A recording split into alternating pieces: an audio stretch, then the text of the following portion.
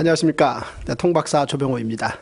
우리는 이제 지난 시간에 이어서 오늘 또 바벨론 제국과 제사장 나라에 대해서 살펴보겠습니다. 다니엘 하면은 사자굴이 생각나시고 또 메네메네 대개 우바르신, 그리고 에스겔 하면은 마른 뼈 환상 골짜기 이야기, 그 다음에 예레미야 하면은 눈물의 선지자. 자, 이 모든 선지자들의 이 수식 표현들이 바벨론 제국과 밀접한 관련이 있다라고 말씀을 드린 바 있습니다.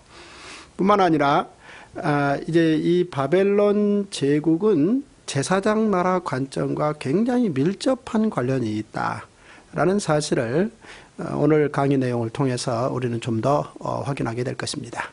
제사장 나라는 일찍이 모세 때 하나님께서 법으로 그 내용을 정하셨습니다.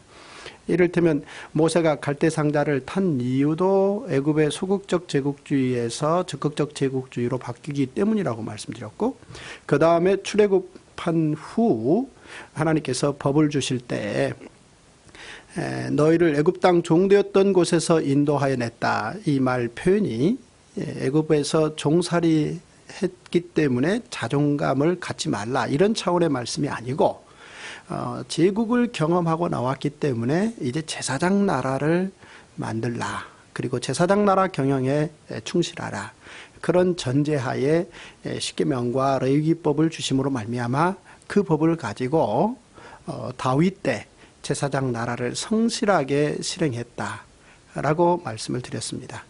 그러나 솔로몬 이후 이 남북이 분단된 상황에서 200여 년 동안 이 한민족 두 국가 체제에서 제사장 나라 경영에 충실하지 못했고, 결국 북이스라엘이 아수르에게 망하고 남유다만 남았지만 약 한 150여 년 정도 경영을 했지만, 그 또한 이제 여러 가지 제사장 나라 경영 차원에서 이들은 다시 한번 재점검 받아야 되는, 요즘 말로 그 리셋한다고 그러죠. 그런 리셋 차원에서 하나님께서 예레미야를 통해서 새롭게 여러 가지 상황을 말씀하시는 가운데 이 바벨론 제국이 등장했다라고 말씀드렸고, 이제 이 바벨론 제국의 등장과 예레미야의 사역, 그리고 바벨론과 다니엘, 바벨론과 에스겔은 뗄래야 뗄 수가 없다라고 말씀드렸습니다.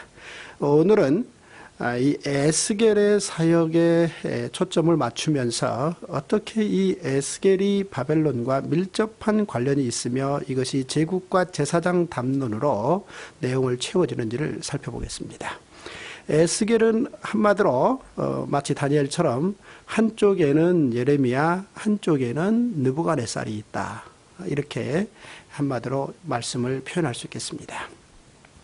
이 에스겔이라는 선지자는 사실 바벨론의 느부갓네살 왕이 예루살렘을 가서 위협해서 약 한 10,000여 명의 아주 월등한 인재들을 바벨론으로 끌어올 때, 그때 함께 끌려온 사람이 바로 에스겔입니다. 그렇다면 바벨론의 느부갓네살 왕은 예루살렘에 가서 왜 이렇게 10,000명이나 되는 훌륭한 사람들을 바벨론으로 다 끌어온 것입니까? 이 10,000명이 바벨론에게 어떤 도움을 주는 것입니까? 만약 이 10,000명이 바벨론에게 도움이 되지 않는다면 오히려 이 10,000명이 먹고 입고 자고, 즉 의식주 문제의 문제 차원에서 바벨론에게 손해가 날 것 같으면 느부갓네살 왕은 이들 10,000여 명을 예루살렘에서 바벨론까지 그 먼 거리를 강제로 끌어올리는 만무하단 말이죠. 따라서 이 끌려온 사람들 입장에서 끌려온 것에 대한 분노나 또 이 어려움이 있겠지만, 느부갓네살 입장에서도 이 끌어온 사람들을 놓고 어떤 계산을 하느냐, 바로 이런 입장이 있을 수 있다는 거죠. 이 틈새, 바로 10,000여 명이 예루살렘에서 바벨론으로 오게 되었는데 끌려온 입장과 끌어온 입장, 이것이 이제 제국과 제사장 나라에 대립된 입장이라는 거죠. 이 상황에서 예레미야가 큰 그림을 그렸고 에스겔은 이 상황을 잘 설명하는 역할을 감당했다. 이렇게 에스겔의 역할을 말씀드릴 수 있겠습니다. 그렇다면 우리는 좀 더 깊게 들어가서 바벨론의 느부갓네살 왕이 예루살렘에서 만여 명을 끌어오고 그리고 이후에 얼마만큼 시간이 더 지나고 예루살렘을 포위, 즉 공성전을 해서 예루살렘을 초토화시키는 사건이 있었는데 왜 이런 사건을 이렇게 계속적으로 진행시켜 가는지 그 이유와 원인을 한번 간단하게 살펴볼 필요가 있습니다.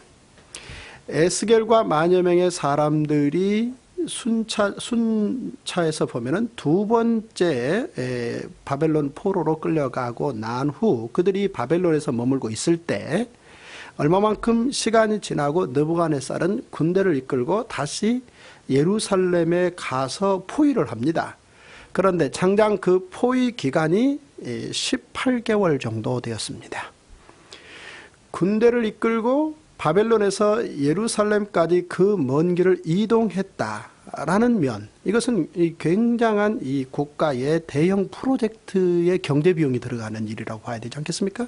그리고 뿐만 아니라 예루살렘에 가서 예루살렘 성을 포위하고 18개월의 공성전의 기간을 보냈다. 이것은 사실 많은 군인들이 먹고 입고 자고 뿐만 아니라 여러 가지 비용을 지출해야 되는 아주 막대한 경제 비용이 발생하는 일이었다라고 볼 수 있겠습니다. 그런데 이 제국과 공성전과의 관계를 이미 말씀드린 적이 있습니다만 다시 한번 강조해 본다면 이 제국을 세우려고 하는 나라의 왕은 반드시 공성전을 해야 된다는 것입니다. 즉 공격해서 어느 나라의 성을 빼앗아야만이 계속해서 제국을 만들 수 있는 것이지 수성전, 즉 있는 것을 지키는 걸 가지고는 제국을 만들기 전에는 이 제국을 만들 수는 결코 없는 것입니다.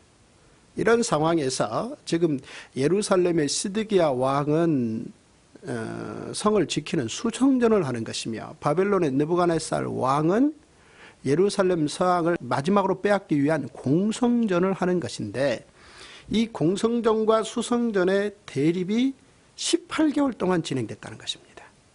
그렇다면 성을 지키기 위한 시드기야 왕의 노력도 또 그 노력에 따른 경제적인 비용이나 이런 것도 만만치 않게 거기에 많은 비용을 투자했겠지만 느부갓네살 왕이 군인들을 데리고 18개월 동안 예루살렘을 포위하고 있었다는 것은 막대한 바벨론 재산이 들어갔다는 것이죠.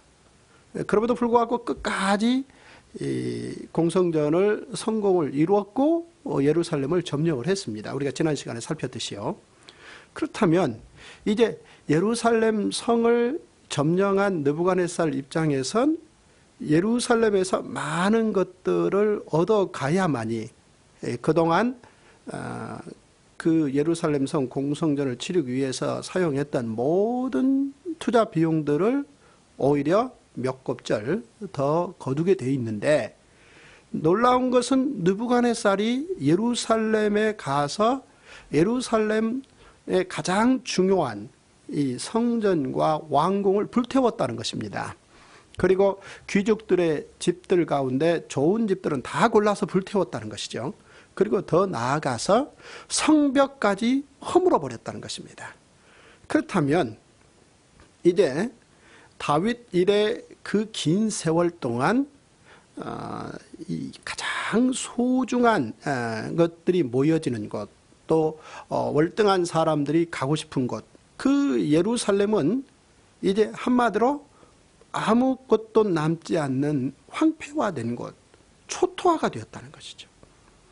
느부갓네살 입장에서는 18개월 동안 군인들을 거기에 투여하는 비용도 지출했는데 예루살렘 성에서 더 많은 것을 챙기지 않고 왜 이처럼 예루살렘 전체를 황폐화시켜버렸는가, 이게 궁금하다는 것이죠. 한마디로 느부갓네살은 어느 곳에 가서 초토화시키고 황폐화시키는 것, 그것이 그가 군대를 몰고 국경 밖에 나가서 싸우는 이유인가? 결코 그럴 수는 없습니다. 제국을 꾸리는 나라의 왕들은 반드시 물질주의, 즉 경제에 초점을 맞추고 있습니다. 따라서 제국주의의 본질은 물질주의다. 그리고 제국주의의 본질은 공성전이다 라고 간단하게 말씀드릴 수 있는데요. 느부갓네살도 예외는 아닙니다. 이렇게 느부갓네살 입장에서 예루살렘을 불태운 데는 그렇다면 다른 이유가 있다는 것이죠. 다른 데서 충분한 것을 챙길 수 있다라는 계산이 있었다는 것입니다. 바로 이 부분이 바벨론 제국의 경영 키워드가 밀접한 관련이 있는데요. 1차로 청소년들 가운데 유능한 다니엘과 사드락과 메삭과 아벳느고를 바벨론으로 끌어왔고, 2차로 에스겔과 만여 명의 사람들을 끌어왔고, 3차로 예루살렘을 포위해서 공성전에 이기고 난 후 불태우고 난 후 또 거기에서 일정 사람들 가운데 인재다고 평가되는 사람들을 골라서 바벨론으로 끌어왔는데, 이 예루살렘에서 3번에 걸쳐서 뽑아온 이 사람들을 그저 바벨론 입장에서는 이들을 데려다가 호의호식시키고 잘 먹이고 입히겠다, 이런 차원에서 끌고 온 게 아니라는 것입니다.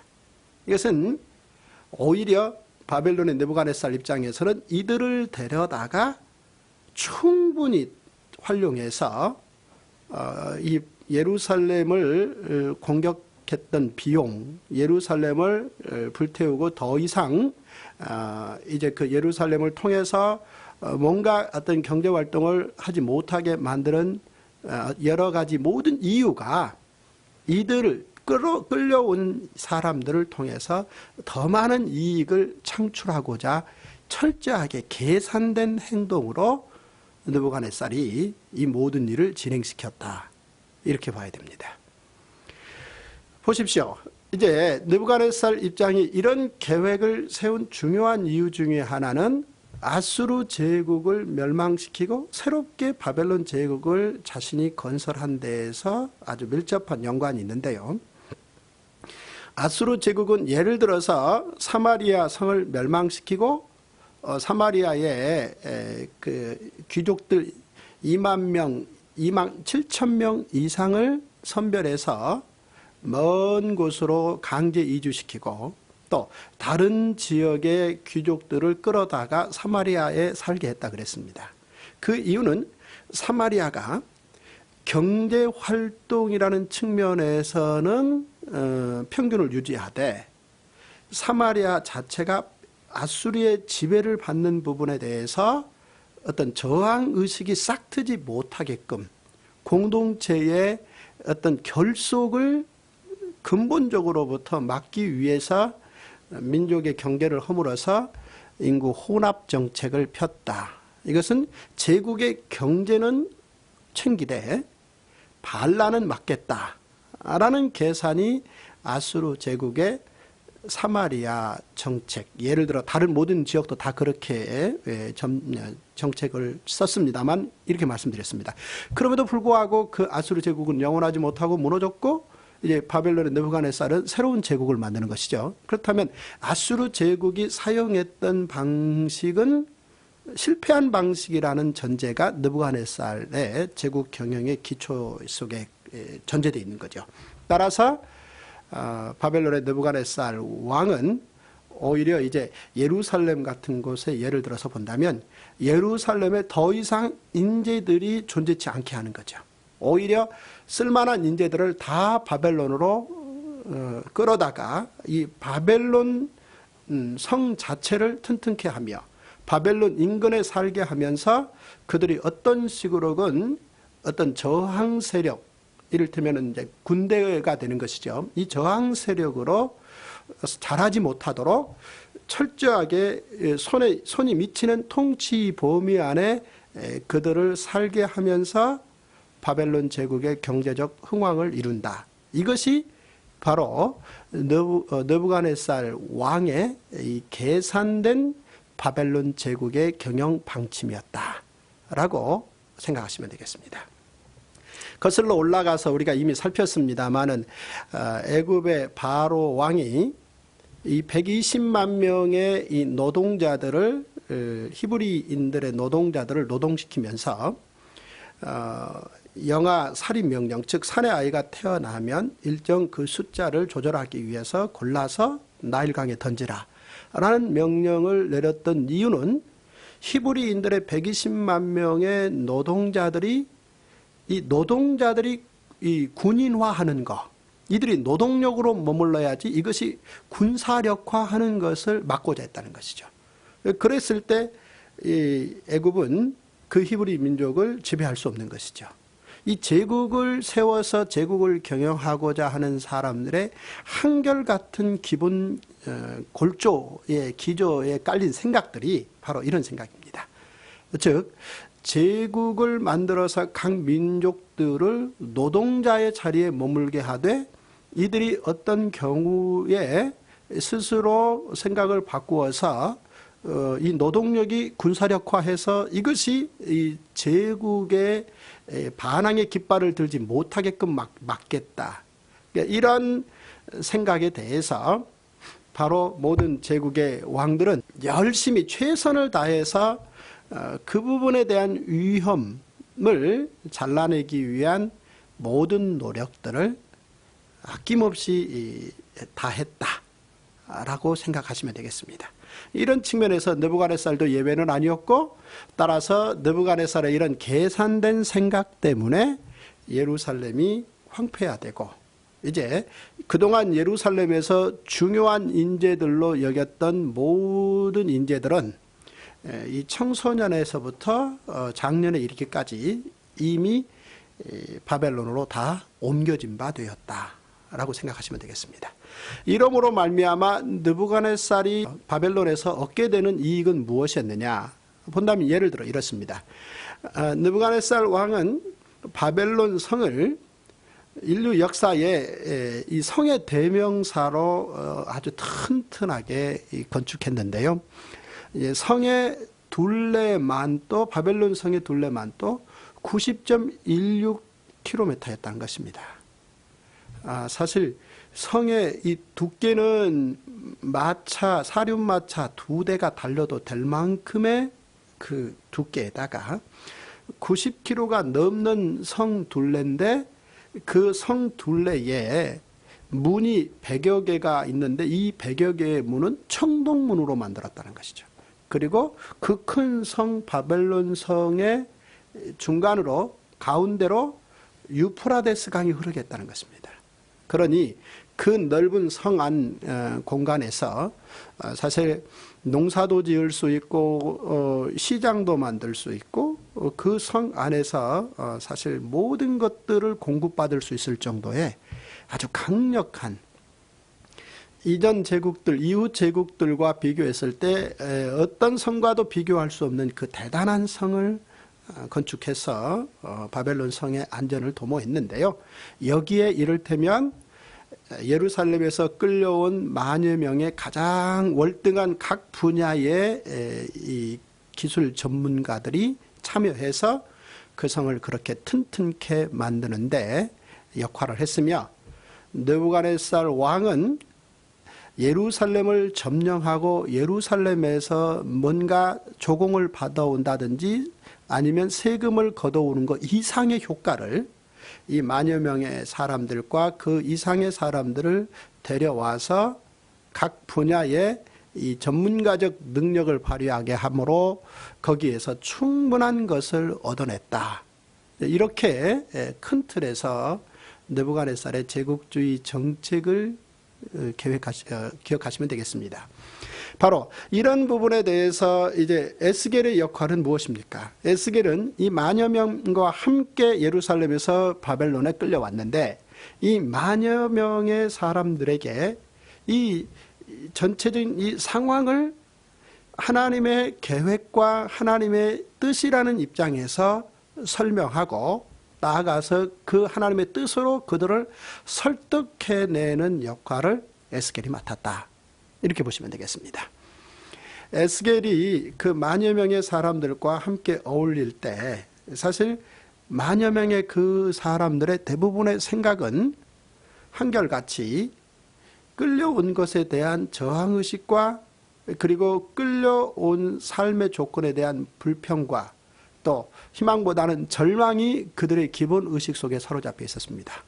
한마디로 그들의 생각을 표현하는 구절이 에스겔서에 나와 있는데요. 내용인즉슨 아버지가 신과일을 먹어서 자식인 우리의 이가 시다 라는 이야기죠. 이 말을 이제 달리 표현하면 잘못은 조상 때에 저질렀는데 왜 우리가 그 처벌을 우리가 받아야 되느냐, 이렇게 생각들을 하고 있었다는 것이죠. 따라서 지금 우리가 이 처벌받는, 그러니까 나라를 잃고 포로로 끌려와서 남의 나라에서 통치를 받으면서 그들이 원하는 일을 해야 되는 것에 대해서 이것을 징계라고 해석하는데, 징계를 받는 것 자체가 부당하다라는 생각도 들어있다라는 것이죠. 뿐만 아니라 하나님께서 좀 자기 민족을 좀 더 잘 보호하고 좀 더 그 민족을 통해서 큰 일을 하실 것이지 왜 이렇게 힘이 없는 분이 되셨는가. 그래서 결국은 이런 어려움에 우리에게 이 어려움을 닥치게 하시는가 해서 하나님이 힘이 좀 모자라시는 거 아니야? 이런 불만까지도 가슴에 담고 있었다는 것이죠.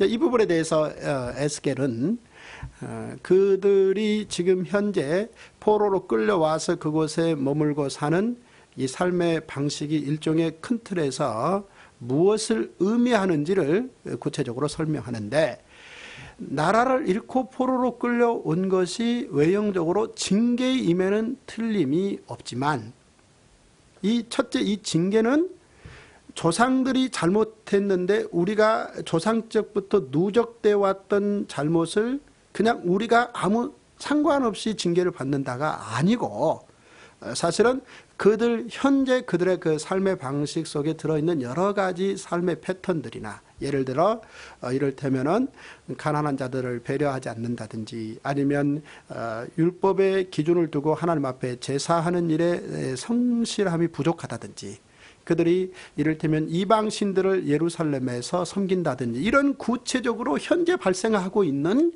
여러 이야기들을 꺼내서 그들에게 설명하면서 조상들의 잘못도 뿔로 쓰여 있지만 바로 여러분들이 지금 현재 이런 징계를 받기에 합당한, 타당한 그런 어떤 삶의 방식에 처해 있는 거다. 이런 부분들이 율법을 기준으로 해서 이런 부분들에 대해서 털어낼 것 털어내고 반성할 것 반성해야 된다. 이런 지적들을 이제 구체적으로 하죠. 뿐만 아니라 하나님께서 힘이 없어서 이 바벨론 제국의 통치에 하나님의 그 제사장 나라 민족을 그냥 갖다 맡기셨다는 게 아니고, 하나님은 이제 더 큰 계획을 가지고 계시다라는 이야기를 이제 에스겔을 통해서 설명을 하는 것입니다.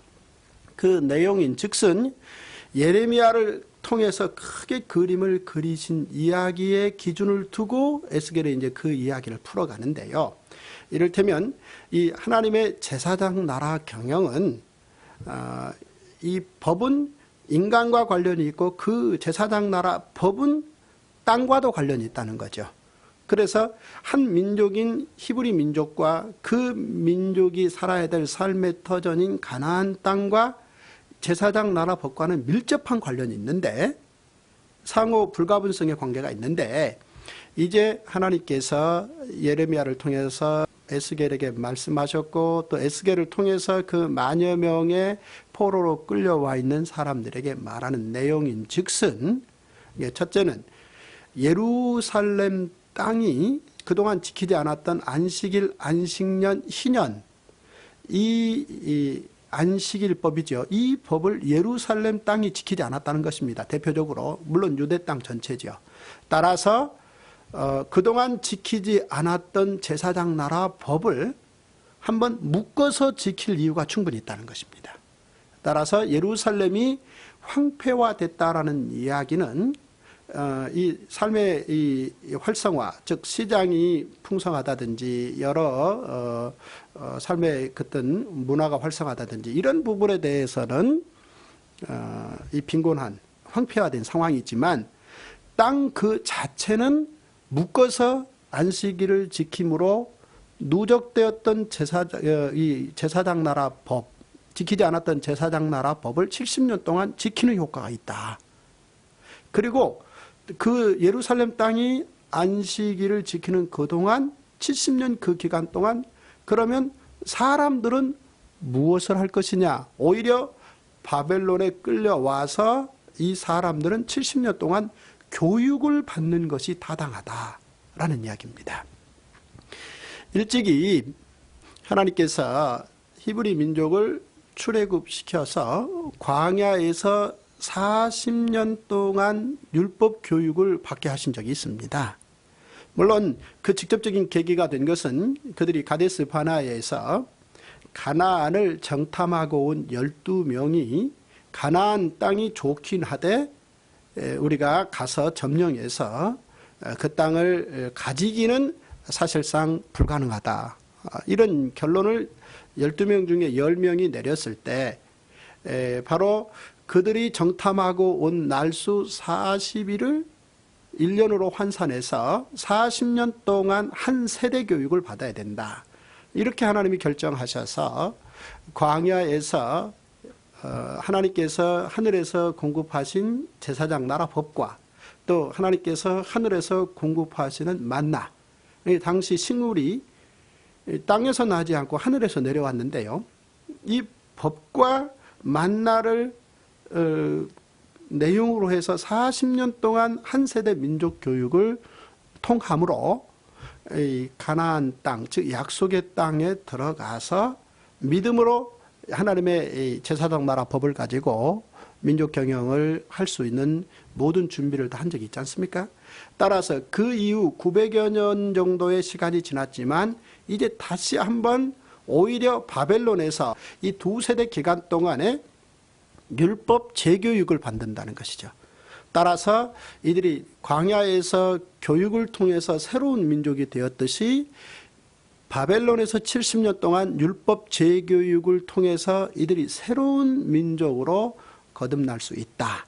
이런 놀라운 이야기를 에스겔을 통해서 만여 명의 사람들에게 설득시켰던 것입니다.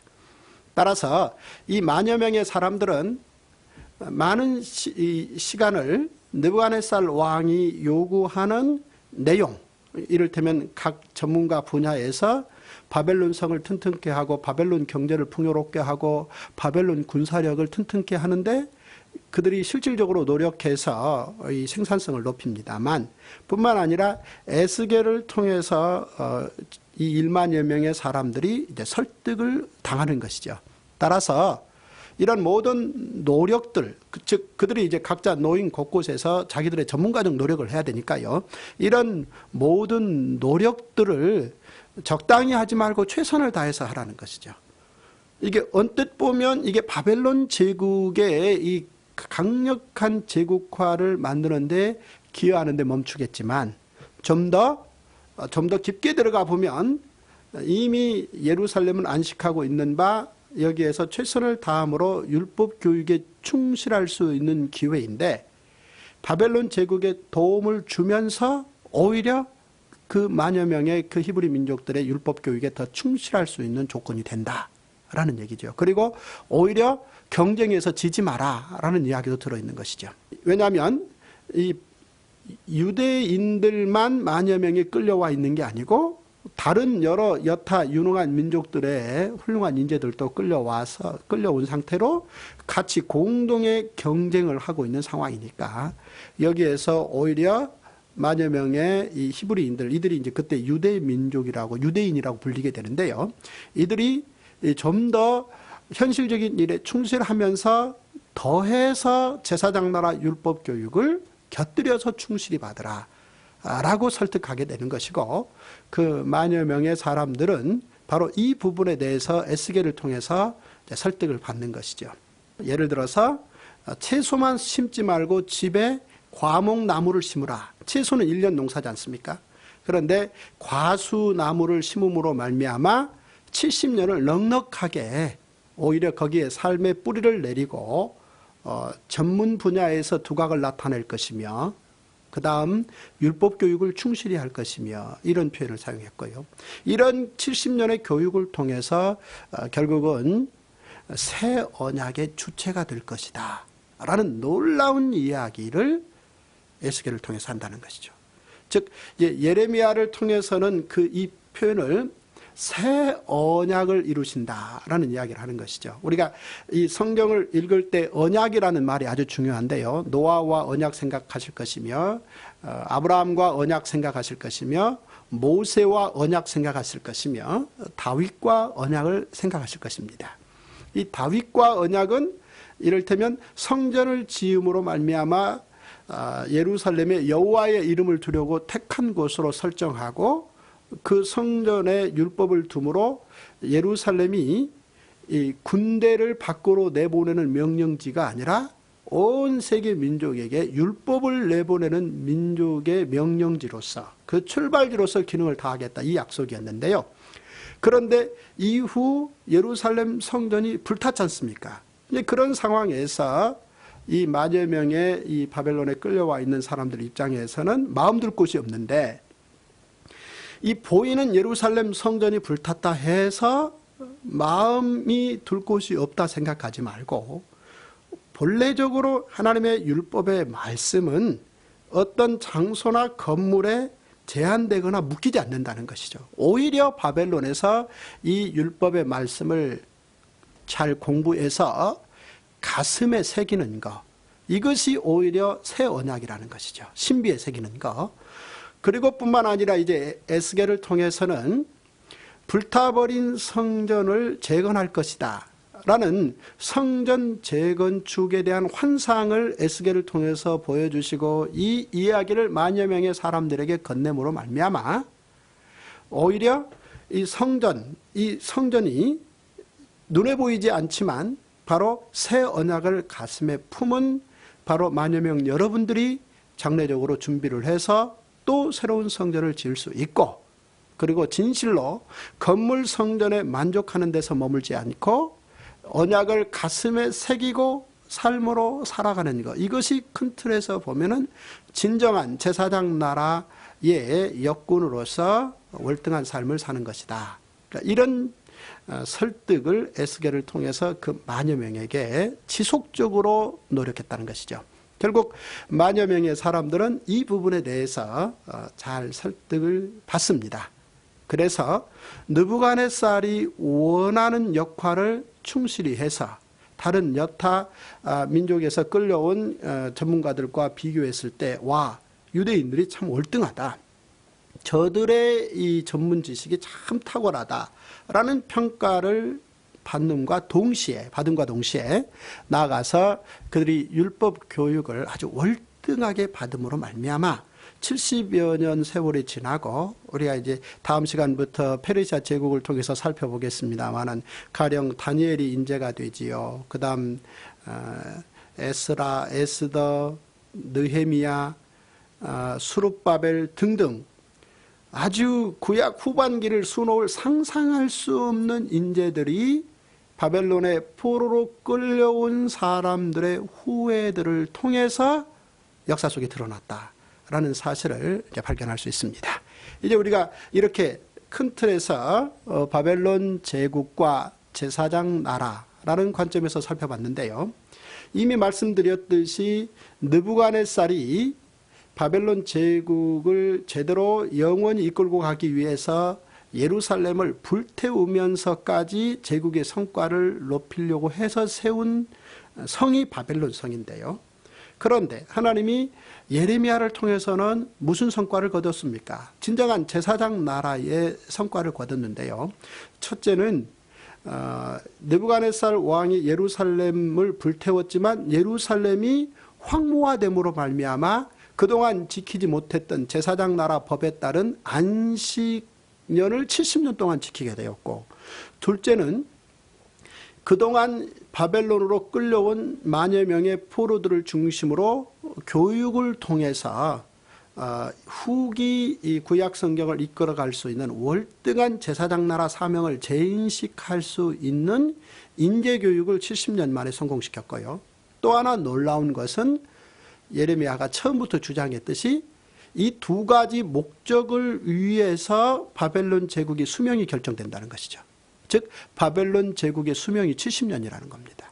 그래서 예루살렘의 안식년 70년, 바벨론에서 교육 70년, 바벨론 제국 수명 70년, 예레미야를 통해서 이 밑그림을 그렸는데요. 놀랍게도 이제 우리가 다음 시간에 살펴보겠습니다마는 70년 만에 느부갓네살이 만든 그 거대한 바벨론 성은 페르시아로 넘어가게 되고, 페르시아의 왕은 페르시아다운 새로운 제국 정책을 통해서 바벨론이 끌어왔던 사람들을 돌려보냄으로 말미암아 제국의 수명이 70년 만에 거기에서 끝나는 것을 봤다는 거죠. 이게 결국 느부갓네살도 성과를 거뒀지만 예레미야의 성과는 상상할 수 없었다라는 차원을 우리는 오늘 살펴봤습니다. 이렇게 세 번에 걸쳐서 저희들은 바벨론 제국에 대해서 살펴봤고요. 다음 시간부터는 네 번에 걸쳐서 페르시아 제국과 성경과의 관계를 살펴보겠습니다. 사르디스 성과 바벨론 성을 어떻게 페르시아의 키루스 왕이 점령하는지 다음 시간에 살펴보겠습니다. 여기까지입니다. 감사합니다.